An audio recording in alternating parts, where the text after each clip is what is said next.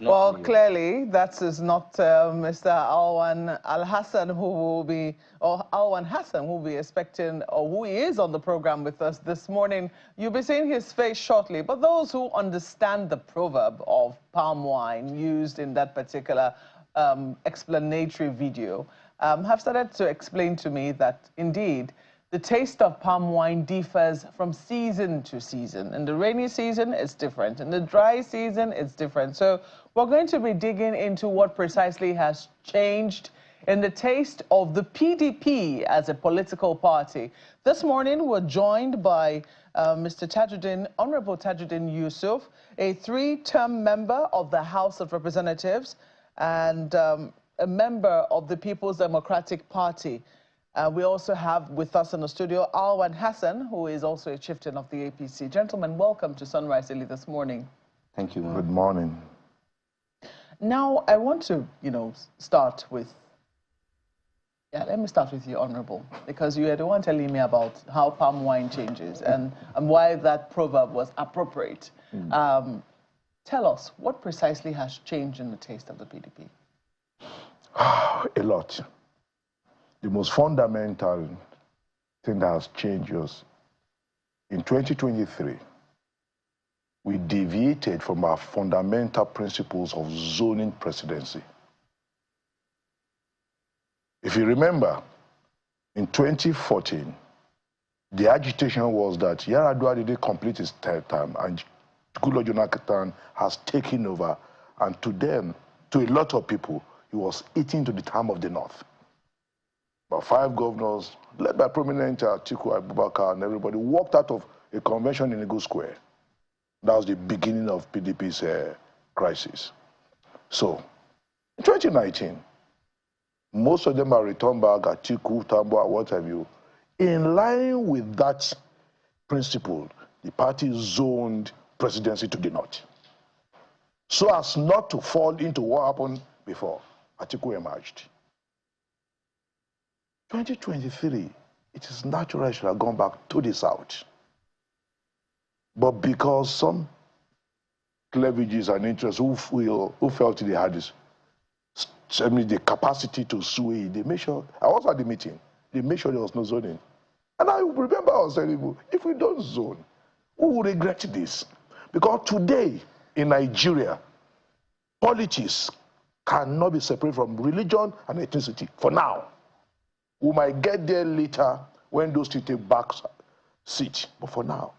So the moment we got into that convention without clear cut, that's why, if you remember very well, that in 2022 PDP presidential primary, you have Ari South, but in 2019 you had only aspirants from the North.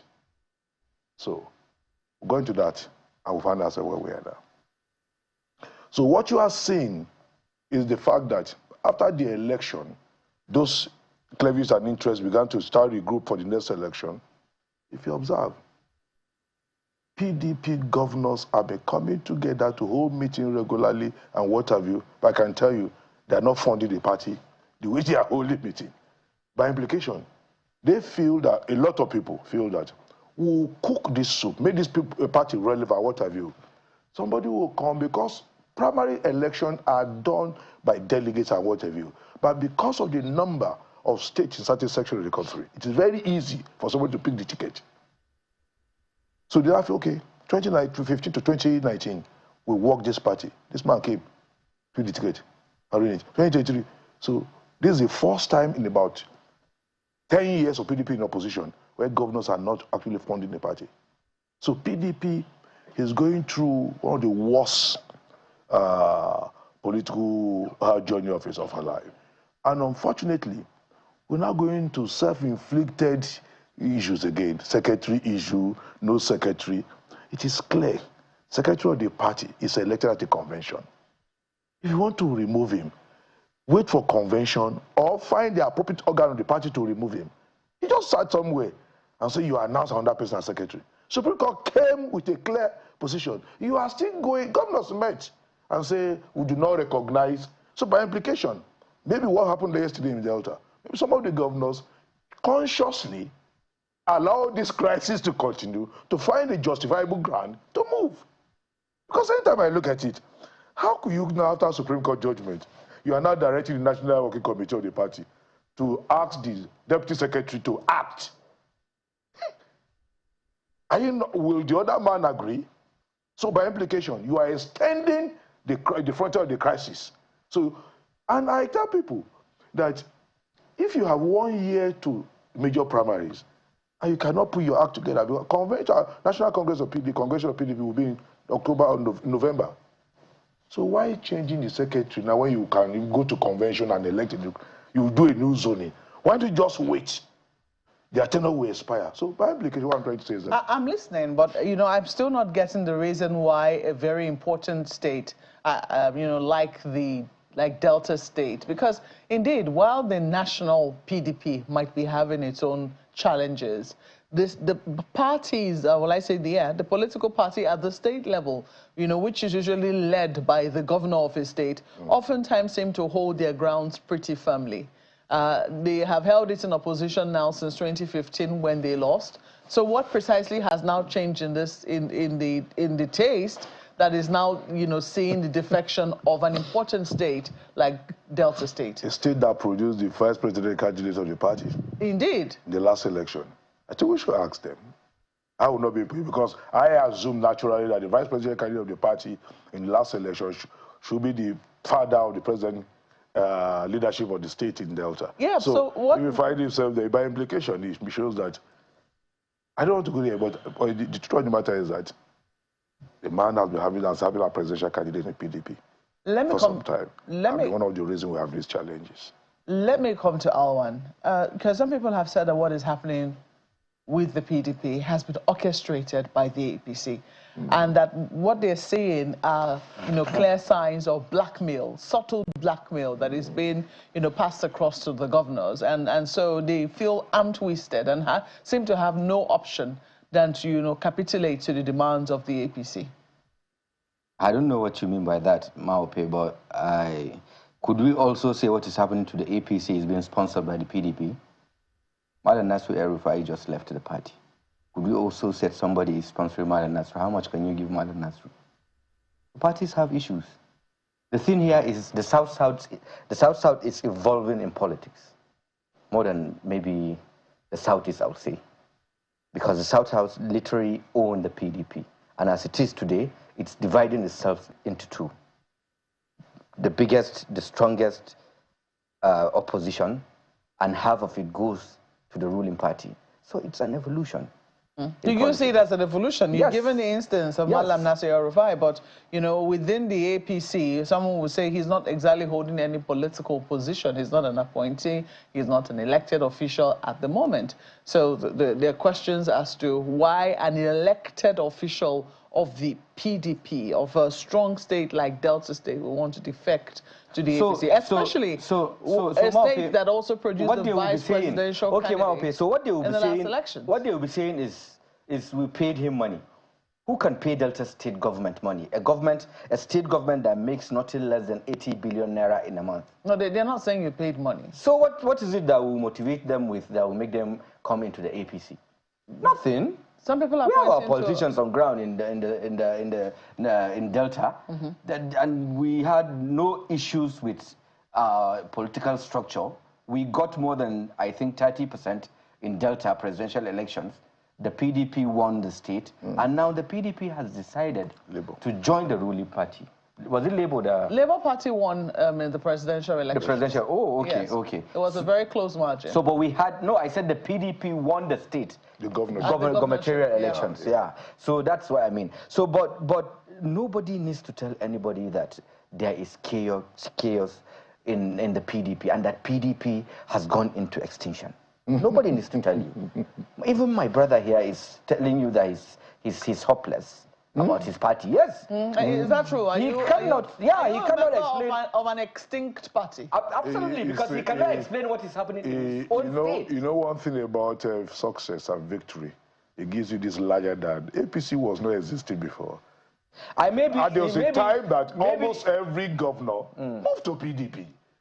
So one thing you must realize about life is that it's a season. I kept telling people, that's why I don't believe in jumping parties. Because if people could stay back in opposition and build an APC, and we are just out for 90 years. Honorable. Because you find, hold on, you say a party in the extinction. In a party in the extinction, that still have members of national assemblies, they have senate, they have governors, you have 13 governors who won't move. Let's even assume 5 move. At a point, how many states you combine together? APC, ACN, APP, and what have you, ABGA, all together, you had about 6 governors. And you could still come together and form a party. And you're talking about a party that's about 12 governors. Honorable, stop calling 12 governors. Hold on. Stop calling 12 governors, because one is already out yesterday. And Akwa Ibom has already said he's voting for the presidential candidate of the APC. Yeah. You're not sure of Oshun. Yes. You're not sure of I'm not sure of anybody. You're not even because sure I'm not in the mind of everybody. You can't hit your chest. You can't hit your chest as a PDP member today to be sure of 5 governors that will come with you to 2027 elections. Why? Because it depends. The party is in chaos. It depends on the choice of presidential candidate. In his submission in the beginning, he has shown to us that there is a problem with the PDP.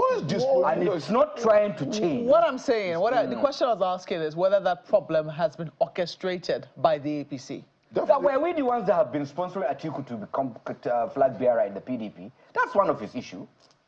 How much would we give Atiku to become the flag bearer of the PDP?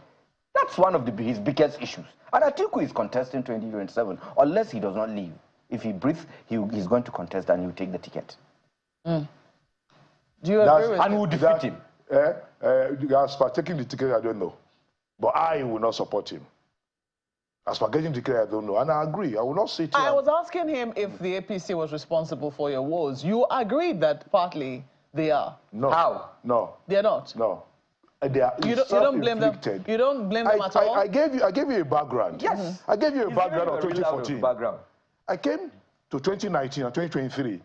So we chose not to see that with those steps we were taking will lead to crises that will go beyond those periods. Don't forget after the convention, our national chairman went to one of the aspirants' house and said, "You are the hero of convention." Is that how to heal?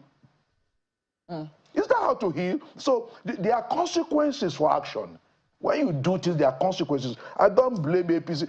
Because if I'm in their shoe, would I want to have those men on my side? Are you disappointed, though? I'm very, very disappointed.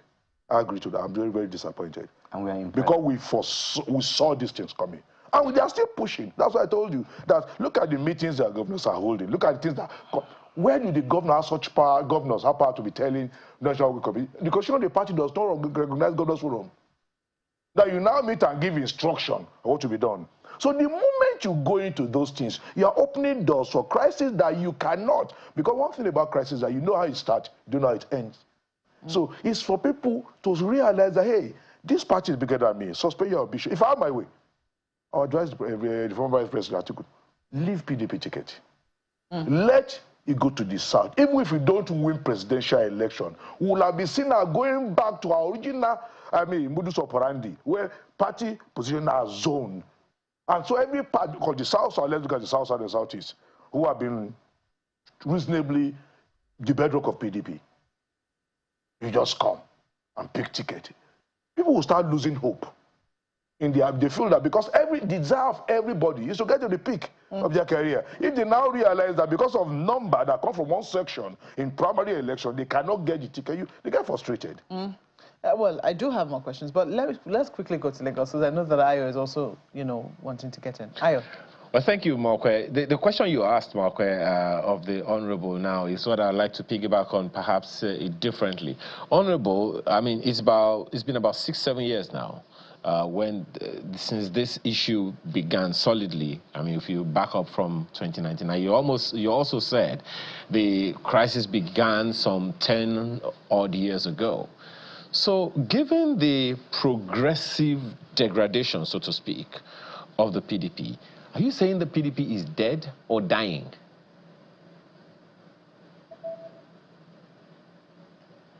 Like, I answered that quite correctly. I told you PDP is not dead, and PDP will survive this crisis. Go and write it down. One of the things that is missing, major ingredient that is missing, not getting out, is that for people to realize, hey, we are on a journey that will end in two bad scenarios. So why don't I just pause?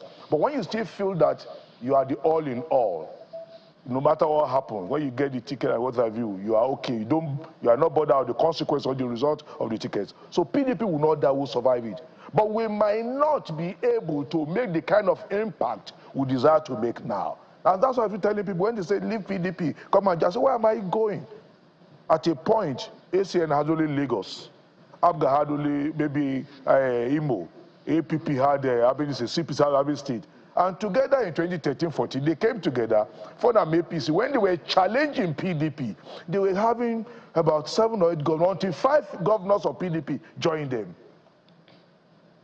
So I still believe that in a way, some of us will stay honorable, back, yeah, in a this way. party. I'm going to tell you that those who are in PDP for ticket and ambition will not be with us before 2023. They will go. In a way, you have already validated that position. Go, Honorable, just one second. In a way, you have validated that same position, because you said just now that 5 governors moved from one party at a time. Another one is moving now. And you couldn't even tackle, you know, your co-panelist there when he said that you may not have up to 5 governors going into the next election. So I ask again, given these facts, and the progression that you are also speaking to. Isn't it right or valid for anyone to say maybe PDP is going extinct gradually or killing itself from within? And I've answered that again and again. When ACN had 1 governor, was APC dead? When ABGA had only 1 governor, was ABGA dead? That's what I'm trying to make you understand. What's that interesting, we are in bad shape, yes. Yeah. But to say PDP is dead, no. Okay. Let me ask Alwan Hassan. You know, the issue here, and Maokwe also spoke to it, is the legality or lack of it that the APC seems to be encouraging.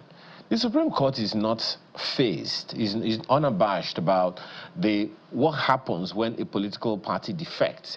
It would seem, though not against the Constitution for the APC to accept, but the party seems to be encouraging this kind of illegality, because we know clearly, for instance, that the Constitution frowns at defection without a solid basis. Do you see the issues in Delta State, for instance, as valid enough for them to move into the APC and for the APC to welcome them with open arms? Are you now holding the APC responsible for the defection of a PDP governor to APC? What exactly are you saying, Ayo? Are you now trying to hold us responsible to question a PDP governor that defects to our party? Why he did what he did, or take him to court? Their constitution said it clearly, and Honorable had introduced that from the beginning of this program, that once there is chaos, and there is chaos in the PDP, on the secretary's issue, where governors took side with someone they had elected and they went to court, and the court ruled out that the sitting secretary had to come back. So there is an issue in the PDP, and once there is internal party wrangling, a member can decide to leave the party, and it's legal in their constitution.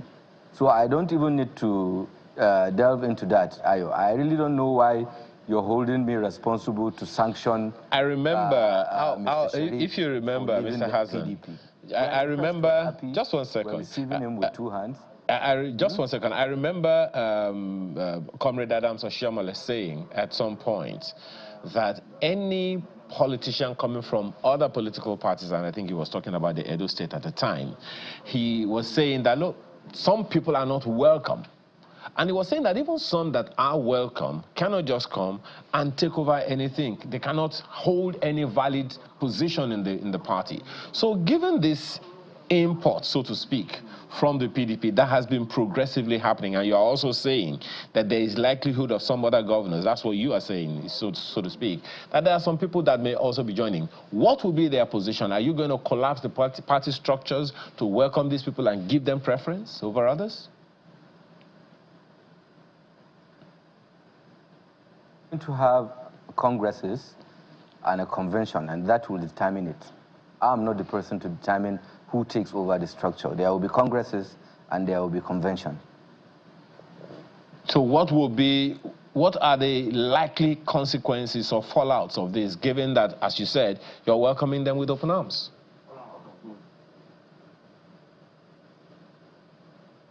Of course they are welcome. The APC is the party in government. We're big enough to receive any defector from the PDP and a dead party. So we're happy.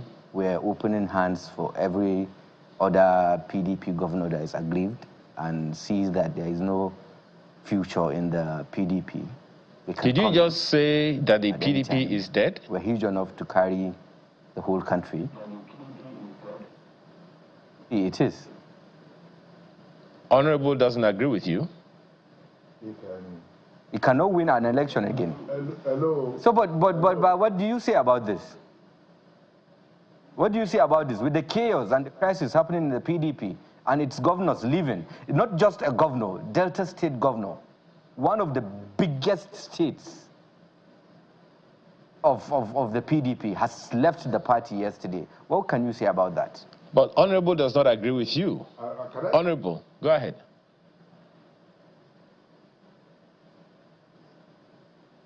One thing about, I still talk about you not realizing or not being too conversant with history. All that you say is happening now had happened to the other parties before now. And for you to come and say PDP is dead because the governor has just moved it.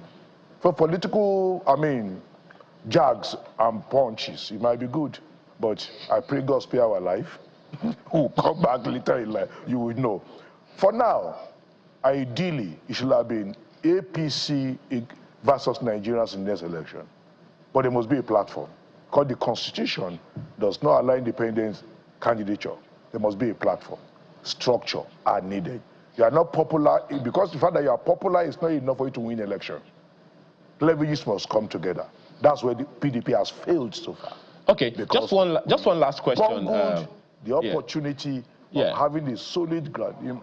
Okay, just 1 second because we're running out of time. And this is for the two of you, and then Marco can take over. What is the difference? Let me ask you R1 first, and then the Honorable can also speak with you. Can also speak to the topic. What is the difference between the APC and the PDP in terms of political ideology? What's the difference between the PDP and the APC in terms of political ideology? R1, you go first.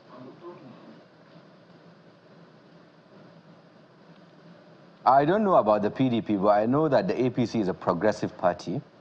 It's a party of Nigerians, a party that wants to bring development to the country. It's a party that has a concern about its citizens. It's a party that cares about Nigeria. Honorable. Unfortunately, I disagree. I feel that there's a is a coming together of desperate political powermongers from APC. And unfortunately for a nation like ours where we are, people are interested in who is in power. So because of that, they got it. And sincerely, I will sit here and pontify and make you look at PDP is far, far better. We have not been able to come as a people to form political party in the ideal sense, where principles and values are the guiding rule. What you have presently in Nigeria is about where do I go to get power? Which cleavage will project me to power? And that's why it's in those defections. Those defections are looking at their next election, how does it look? Can I align here? Yeah, and that's why I keep telling and that's why, one of the stories that always was my own proverb or my own parable that comes to mind every time we see a defection, especially of this kind, where the governor is moving with his entire structure into another political party. Vice president. The story that always comes to my mind is the story of the prodigal son. When he came home, it was welcome. Now, I'm not saying that the governor is a prodigal son, but then there was always the older brother who had been following the rules, doing all that he had to do, and all of a sudden asked, what's going to become of me? What about me? And so there'll be questions as to what will happen to that the members. The loyalty of those members who are kept faithful to the party. What happens to those who have been in the APC, held and kept faith with the APC in spite of not winning anything? Yes, some of them have been compensated, they've been made ministers, they've been made, given positions, but then don't you see that this could be another recipe for disaster within the APC in Delta State? I don't see that. I think you for sure do not see that. Yeah, because this is given a strength to our structure in the state. You do know that usually governors lead their political party. They are considered the leaders of political party in states. I mean, with very few exceptions. But usually what happens is there is a give and take. There's some certain percentage you take as the party structure, existing party structure. Then the governor coming in will take a certain percentage. It's usually a negotiation that usually goes on, and that goes on forever sometimes. It doesn't go forever. It has to be concluded by congresses. You do know that we have seen states where, as a result of this inconclusive negotiations, the parties lose out at the end of the day. The dominant party lose out at the end of the day. It can happen in politics, not in APC. Okay. Well, I know the last I remembered, it was the APC that lost out in this particular instance. But we'll wait and see, you know, just how this eventually ends up. We wish the APC and the PDP well. We have to thank you, gentlemen, for your contributions to the program this morning. Honorable Tajuddin Yusuf, 3-term member of the House of Representatives, and also a member, he says he's not leaving, a member of the People's Democratic Party, and he says his party is not extinct. And we also have with us Mr. Alwan Hassan, who is a member and a chieftain of the All Progressives Congress. Gentlemen, thank you once again. Thank you once again. We'll take a break now. We'll be back shortly to take a look at a host of other issues. Please stay with us.